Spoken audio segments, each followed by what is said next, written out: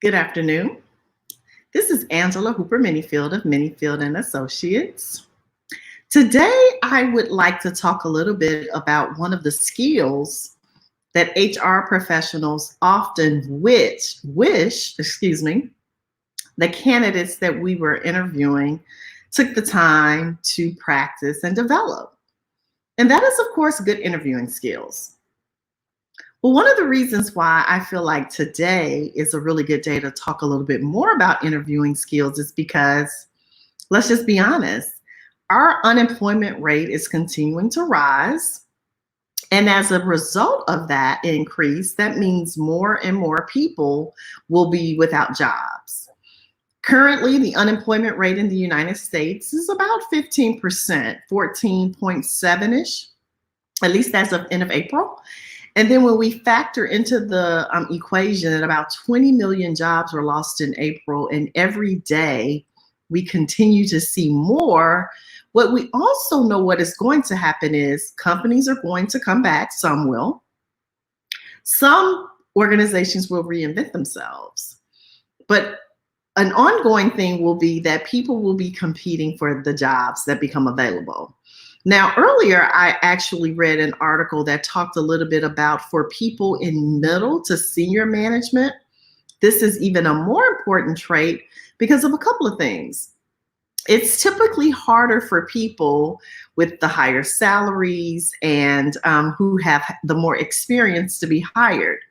Some of this could be from some of the thinking that it is harder to teach someone something new when they've gotten accustomed to knowing something a certain kind of way. I've been guilty of saying that myself as a person who's made hiring selections, right? You know, I would rather train someone new on how to do something versus having to untrain someone from who learned to do it wrong, so to speak, right? And so it's not to say that the people with the experience have it wrong. It's more to say that they've developed habits or characteristics that my organization may not want. The other thing is people in middle to upper management tend to command higher salaries. So if organizations, especially in time periods where they are looking to cut salaries and or reduce overhead costs, and they believe that they see potential in a rising star, they'll be more inclined to hire that person with less experience, but with more potential. And again, the saying's been there for years, right? It's just more challenging to be hired when you're unemployed. Now, again, that will shift some just because of the dynamics of what we're facing right now. But let's just talk about why interviewing is so important. Well, what we know is this: your resume, while it must be spectacular and impressive, it gets you in the door.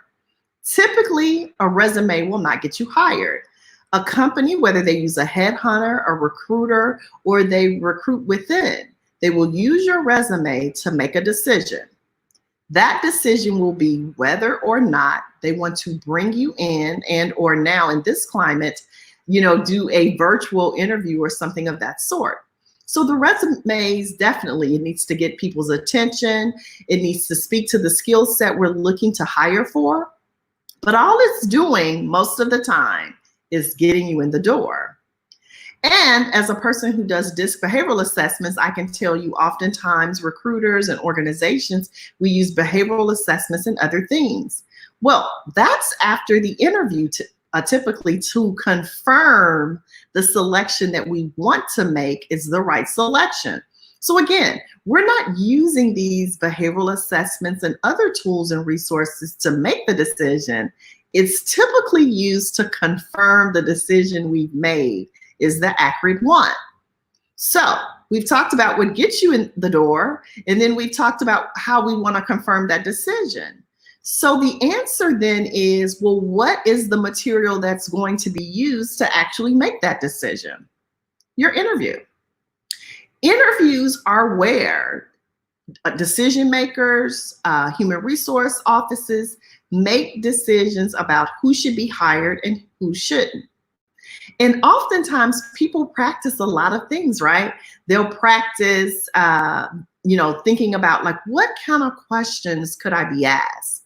And that's a great thing to do, because the more you prepare yourself and anticipate what you might be asked, the better you'll be to answer those questions. But here's the catch, right? There's no better way to prepare yourself for an interview than to be interviewed. Think about that for a minute. Because when you sit down and prepare the questions that you believe someone may ask you, your thinking is limited to your frame of reference. However, in an actual interview, the interviewer, the subject matter expert, and all those other people who've been engaged in the process ideally have put together the types of questions based on practical experience, knowledge, skills, and abilities that they want addressed in that interview process in order for them to make the decision of which candidate is the most qualified. And so by you practicing with real interviewing, you tend to therefore get blindsided. Now, you may be saying, well, Angela, why would I want to be blindsided? Because I have never been in an interview where there wasn't at least one question I wasn't anticipating. Hence, I was blindsided, right? And so what we want to see as the people who are conducting the interview is that, one, how do you react on your feet? Depending on what the situation is or the position that you're applying for, this may be a necessary skill. You may have to deal with angry clients. You may be front facing to the public. Or I remember in my job, I often had town hall meetings. Basically, I would go across the country to our different offices and meet with our employees. Now, I just have to tell you, they weren't always pleasant exchanges, at least in the beginning, because one skill that I adapted and I'm very good at is, again, dealing with things on my feet, being able to anticipate reactions, but also to respond without, planning. As in, you ask me a question, I either know the answer or I don't, but it's a way to answer those questions, right? And so I say all that to say is, when you actually practice interviewing and have someone take you through that process, it equips you, it prepares you, you get better and better. Here's another reason why you should practice interviewing. We all have tendencies that we're not aware of. And so it's actually kind of interesting, because right now, one of the things that I've started to do a lot of is live videos, be it LinkedIn, Instagram, Facebook. And I see in the video tendencies, idiosyncrasies and things that I have. And so by being aware of what it is that I do, I can address that if it needs addressing, right? So it's not to suggest you have to change who you are, but if you're not aware, perhaps how your face looks when people ask you questions that you may not want to answer, or, even just other things that you may do, because people are looking at you holistically. It's almost like a mirror. And when you practice interviewing, the interviewer can tell you things that you're not aware of. A perfect example would be that one time I was sitting in an interview and I was interviewing this candidate, and she was highly qualified for the job, but she was nervous. So guess what she did? Before the interview, she got a piece of gum. Her stomach was like in knots, and in her mind, she was like, okay, this gum will help me calm my nerves. I won't be so anxious or tense, and it'll just relax me some. So as the person who was interviewing her, I could hardly hear her answers. For thinking to myself, why is this woman in this interview chewing this gum? And it was beyond chewing. I mean, I'll just be really transparent with you. It was borderline smacking gum. Her answers were awesome. She actually ended up getting the job.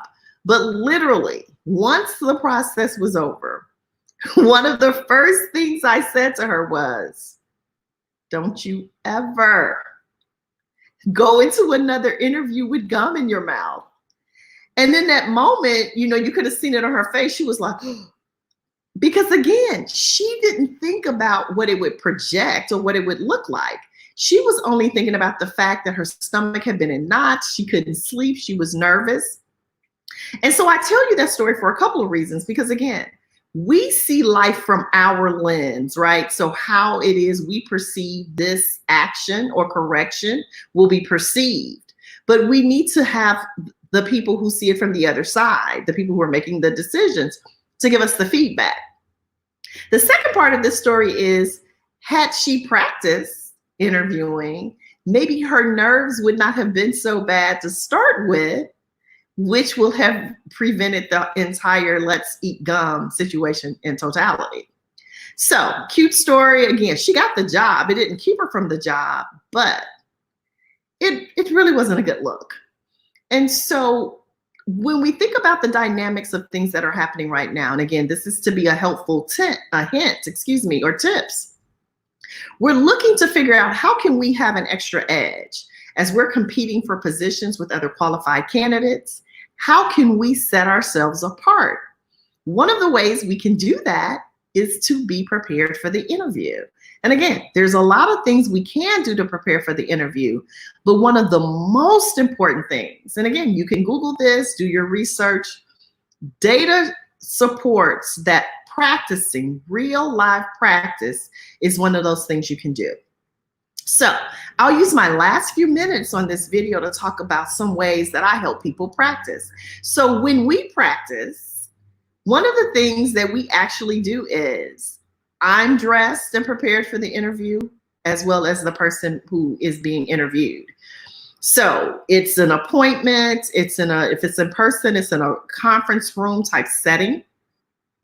I have their resume ahead of time. We go over questions that would be potentially asked in such a setting. These interview questions are scored. There's no extra unnecessary banter, no indication that we already know each other. I mean, I'm literally in the space as a stranger that you're just meeting specifically for an interview. And I've had people say to me, wow, I wasn't expecting it to be that intense. Why not? We're practicing for your interview. Interviews can be intense because, again, we need to get this choice right. Like I said, one of my mentors from the past, I used to hear him say it all the time. He would say, we hire people because of what they do, and we fire them because of who they are. And that really resonated with me because I've heard repeatedly, and I still do with some of the managers and organizations that I work with, they hire people because they were impressive in the interview and they seem to quote unquote answer the questions correctly. But then they get them on the job and they're not satisfied, or vice versa. You know, people go into interviews and they're not prepared. And so they don't ask the right questions and they accept a job that they really don't want and they're unhappy with. But nonetheless, in both of those scenarios, of course, the person got the job. I am positioning you to take a different approach and say, if you are interviewing, and you don't have to be unemployed to be in the interviewing space, do yourself a favor. Not only should you research the company, not only should you anticipate what questions would be asked, you should, if you can, if at all possible, try to simulate the experience as best you can. And if you don't know have someone to do that with, hire someone, right? It's money well spent. You know, people, when they're preparing for the Olympics, they work with trainers, people who have prepared people to perform in those type of events. So why wouldn't you do the same thing? So get yourself some help, learn how to interview, but practice actually being interviewed with questions you did not prepare. So again, my name is Angela Hooper-Menifield, and I'm with Menifield Associates. I'm the Chief Equipping Officer, and I look forward to answering any questions that you may post to this live, as well as supporting your HR needs and education through this LinkedIn format. Thank you very much and have a great day.